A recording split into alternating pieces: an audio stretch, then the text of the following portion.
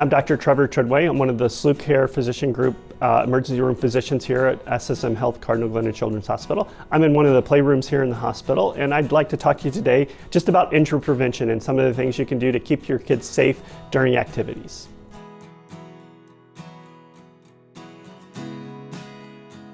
First thing I'd like to talk just about is bicycle safety. This also includes, scooters, rollerblades, even ATVs. You want to make sure that the child is on an appropriate sized piece of equipment. So you want to make sure your child's bike fits them appropriately. You want to make sure it's in working order. If it has brakes, hand brakes, make sure those work. You want to make sure the tires are filled up and everything. We recommend elbow pads, knee pads, but again, the most important thing is a properly fitting helmet, and it needs to be an age-appropriate helmet for that child.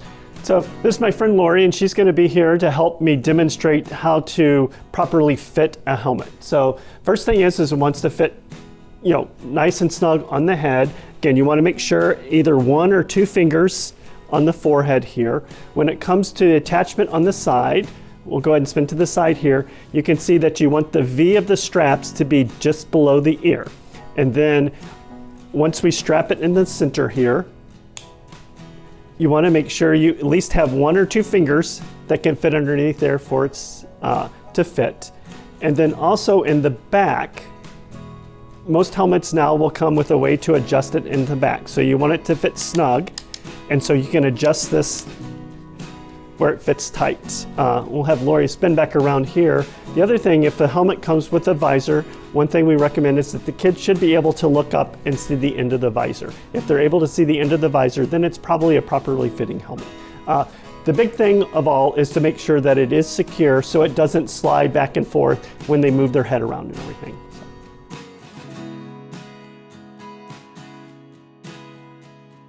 Next topic I'd like to talk about is just general kind of water safety for kids.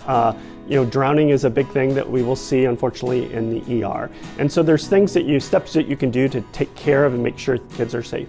The majority of kids under the age of 1 drown in the home. So making sure that you don't leave children unattended in a bathroom. The other thing that we talk about, if you have a pool in your backyard, making sure that it's secured. It has an alarm or a fence around it. So if somebody is in there, that alarm sounds. The other thing is making sure that child doesn't have free access to that pool. So this could mean putting a lock on the back door, not just the handle lock, but a latch up at the top that the child can't reach. If your child can't swim and they're going to be in the water, we want to make sure that they have a personal flotation device. So this needs to be approved by the United States Coast Guard, and anytime you buy that, there should be a card that comes with that says this is approved by the United States Coast Guard as a personal flotation device. As we know, most people do spend the summer swimming at either local pools or pools in their backyards and everything. So you want to make sure somebody is always keeping an eye on the kids. And that's where we talk about the concept of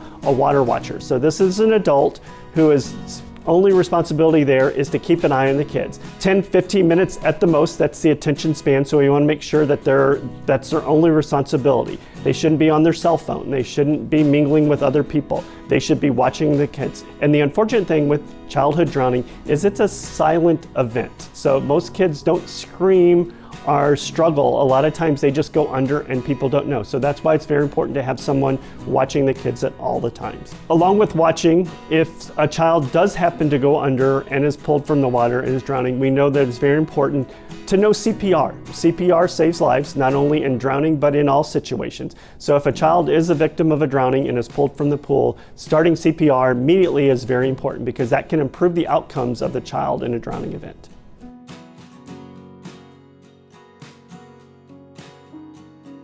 The job of a kid is to be out there and play and have fun, and we want all kids to get out there and have fun and play.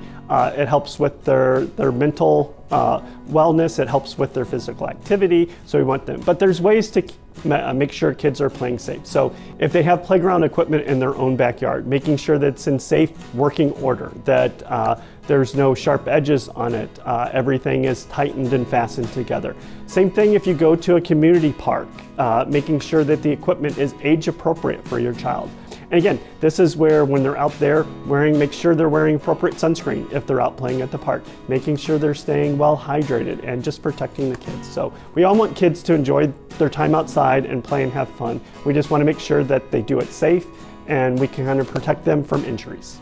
For more information on childhood injury prevention, please contact us at the Cardinal Glennon Safety Program, 314-678-5474.